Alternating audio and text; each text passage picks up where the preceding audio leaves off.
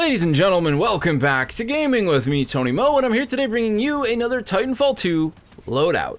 We're going to be looking at what I'm calling the Shepard. This is a loadout that will focus on Titan and team support via battery delivery and hit-and-run tactics with both pilot and Titan. So let's start with our pilot. Phase shift and the battery backup boost are going to lie at the heart of this loadout. As a Shepard, you'll be looking to carry batteries to friendly Titans in need to extend their time on the battlefield. Phase shift will be your survival and deception tool while functioning in this high-risk environment where you'll be consistently exposing yourself to enemy Titan fire and even pilot Titan fire. As for my loadout, I've got the alternator, the MGL, and the Firestar. When it comes to your primary, it's really your pick, what works best for you.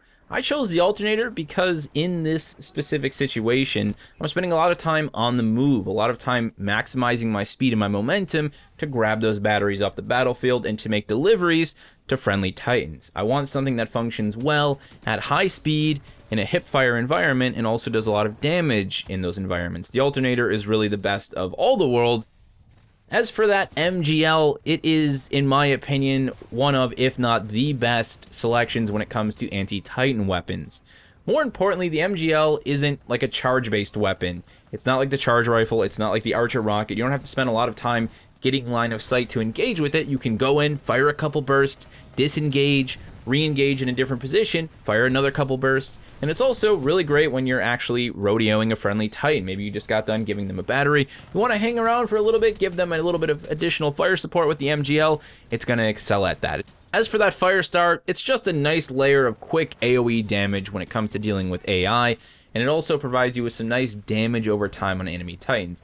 I also consider it to be a little bit of a distraction tool. You throw this at an enemy Titan, and they're usually going to whip around and try and figure out where it came from. It's a great way to just, cut their focus a little bit. Maybe start hitting them with an MGL shortly after that, or maybe make a different move entirely, hit them with the Firestar, and then go support one of your teammates. It seems to work really well. It's a grenade in the game that I've become really, really fond of. As for our actual pilot kit, we're running fast regen and low profile. Again, survivability is definitely baked into this loadout to some degree.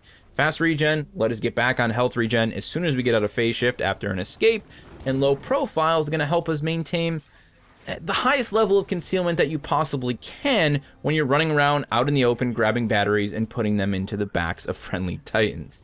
It's going to cut off the audio and visual signature from the jump kit, and trust me, that goes a long way when you're trying to hide among your sheep as they fight against the wolves.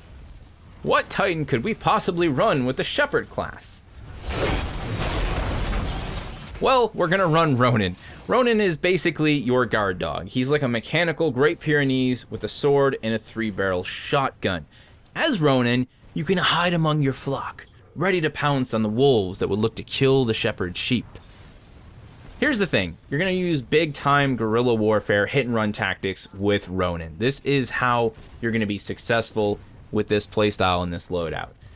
The cool thing about this, right, is that it's wicked fun to support your team in that way, but it's also, honestly, the most effective way to play Ronin. It's going to let you assist your teammates to make quicker kills via, flanks and just, again, those hit-and-run tactics, and it's also going to maximize your survivability.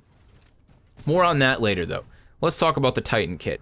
Overcore. This is going to let us activate our sword core more quickly after Titanfall, ensuring that we'll have it when we need it. I really just like making sure that I have the sword core when I want to have it. I don't like having to wait around for it, especially when we're being very selective with our engagements in an environment like this one with Ronin. You want to make sure that sword core is just there. So when you get that flank on that Legion while you're assisting your team, you can throw a quick combo out with Arc Wave, maybe hit him with the lead wall, and then go right into Overcore, start using that sword core, and just tear them apart. We are running Thunderstorm. Thunderstorm is going to give us an additional Arc Wave charge. I love the Arc Wave. It is really the best range ability that Ronin has outside of the lead wall. In fact, it can be effective at a greater range than the lead wall can. It's really fantastic for quick combo damage. You can throw that in with a couple lead wall shots. Again, link it right into a sword core, link it into some melees, link it into a phase shift, throw your arc wave, whatever you want to do. So having a second arc wave ups the ante. It lets you add another arc wave to your combo, which means more damage. And I also like to look at it as sort of a small form crowd control tool. We are running Dome Shield, but for once I have a really great explanation for why you should run Dome Shield over Warpfall. This is, as we mentioned, a really support-focused class. You're going to be spending a lot of time getting into the mix, sticking around with friendly Titans, whether you're a pilot or a Titan. So you want to make sure that you can call in your Titan directly in the heat of battle. You don't want to have to run around the corner, I'm going to call in Ronin over there. No, you actually want to intentionally drop Ronin into combat. Let me give you a scenario. It's 2v2, and your team is, dealing with some Titan versus Titan combat right there. You have your Ronin, you just got done putting a battery into a friendly Titan, you drop onto your pilot foot, and you're ready to call in Ronin. You could call him around the corner and then come into combat, but in this situation, you can break up the fight a little bit. You can support your team with Dome Shield. You can call Ronin right into the middle of battle. He's going to drop. In my experience, most players inside of their Titan will start to refocus on the Titan inside of the Dome. They're going to start to look for the pilot because they want to try and kill that pilot before he gets to his Titan. So they're wasting time now. They're distracted from the current fight. They're starting to take damage from your teammates. They're not firing back. And on top of that, the Dome Shield is an actual shield, by the way. So it's giving your team an additional layer of cover, something to work their way around. They can't fire through it, but neither can the enemy team. It's really powerful in a lot of those situations. And of course, if you're lucky, you can just drop your Titan on someone's head. Not only have you killed the Titan, but now you also have the Dome Shield on the battlefield. I like to toy around a little bit, get inside the Dome Shield, maybe do a little dance, really mess with the Titans because, they just want to kill a nice squishy pilot. And then, last second, hop into Ronin and get back into the fray. So to recap, you're going to be picking up batteries from fallen Titans. You're going to be putting them into friendly Titans that need assistance to improve their shield capacity. You're going to be using the battery backup boost to create more batteries to put into Titans more often. Now here's the cool thing about this. You can actually spend just about all your time on foot making battery deliveries. Every time you slot a battery into a friendly Titan, it increases the build rate of your Titan. I've built my Ronin just by slotting batteries into friendly Titans. You get that much battery build from it. It goes such a long way. So you don't have to spend that much time focusing on getting kills. You can clean up some AI, you can stick with friendly Titans, deliver them batteries. Oh, got my Ronin. Now you're going to call on Ronin, and now you're going to focus on those hit-and-run tactics, that guerrilla warfare. You don't want to function on the front line. You don't want to go after Titans on your own. You want to support your team and pull off nice, smart flanks. So while your team is engaging, say, a Legion, you want to do what you can do to get behind that Legion without him knowing, and then start to deal out that damage. Start to use your sword core. Hit him from behind while he's focusing on your team. Do whatever you can to just constantly cause chaos.